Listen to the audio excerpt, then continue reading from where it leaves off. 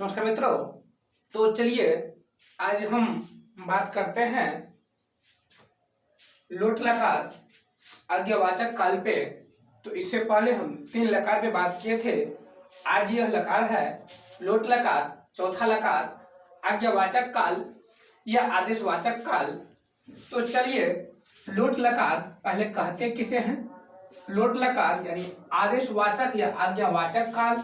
तो चलिए जिस वाक्य से आदेश या अनुरोध का बोध हो उसे लोट लकार कहते हैं। देखिए जिस वाक्य से आदेश या अनुरोध का बोध हो, या तो आदेश करेगा या नहीं तो अनुरोध करेगा, उसे हम क्या कहेंगे, लोट लकार कहेंगे। जैसे तुम पढ़ो, यहाँ आदेश हो रहा है। मैं खेलूं, यहाँ आज्ञा ले रहा है। वह घर जाए, यहाँ भी आदेश हो रहा है। तो या दो एक चीज होगा, या तो आदेश होगा या नहीं तो अनुरोध होगा। तो इसे हम कौन सा लकार कहेंगे, लोट लकार कहेंगे। तो देख लीजिए जिस वाक्य से आदेश या अनुरोध का बोध हो उसे लोट लकार कहते हैं। जैसे तुम पढ़ो, मैं खेलूं, वह घर जाए।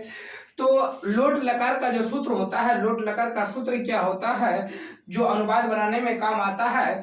तो देखिए संस्कृत में लिंग 3 होते हैं, पुरुष भी 3 होते हैं, ये आपको हम बताए थे। तो पहला है तू ताम अंतु ही तम त आने आप आम। तो मेरे साथ पढ़िए, तू ताम अंतु ही तम त आने आप आम। तो यह लोट लकार का सूत्र है। तो देख लीजिए एक बार पुनः करते हैं बात। लोट लकार आज्ञावाचक काल, जिस वाक्य से आदेश या अनुरोध का बोध हो उसे लोट लकार कहते हैं। जैसे तुम पढ़ो, मैं खेलूं, वह घर जाए। तो लोट लकार का सूत्र जो होता है तू ताम अंतु ही तम त आने आप आम। इसको याद करना है, जो हम आगे अनुवाद में बताएंगे। तो इसी का अनुवाद लेकर के जब आएंगे तो इसी में बताएंगे। तो चलिए अगला आपका जो है लकार है विधिलिंग लकार, उस पर बात करते हैं। तो चलिए बात करते हैं अब 5वां लकार और विधिलिंग लकार पे। जो आपका 5 को लकार बताए थे, जिसमें से अंतिम लकार जो है विधिलिंग लकार है। विधिलिंग लकार जिसका हिंदी होता है चाहिए अर्थ। तो विधिलिंग लकार कहते किसे है, जिस वाक्य के अंत में चाहिए लगा हो उसे विधिलिंग लकार कहते हैं।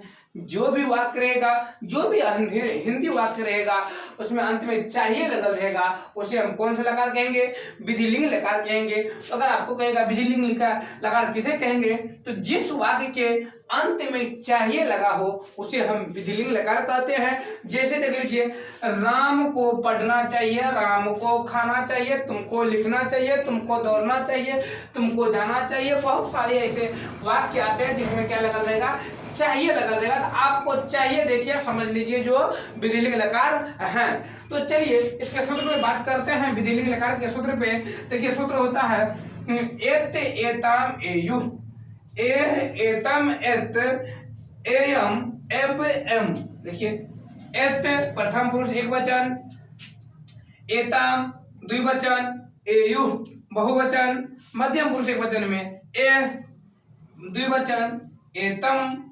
बहुवचन, एत उत्तम पुरुष, एयम एब एम। तो हम क्या किया, आपको बारी बारी से 5 लकार पढ़ा दिए हैं। तो अब जो नेक्स्ट वीडियो जाएगा आपका अनुवाद पर आएगा। तो चलिए इसको अच्छी तरह आप क्या कीजिए, याद कर लीजिए, स्मरण कर लीजिए। 5 लकार का सूत्र आपको याद रहना चाहिए, जिससे हमें अनुवाद बताने में और आपको अनुवाद समझने में सुविधा होगी। तो चलिए आज इतना ही करते हैं। जय हिंद।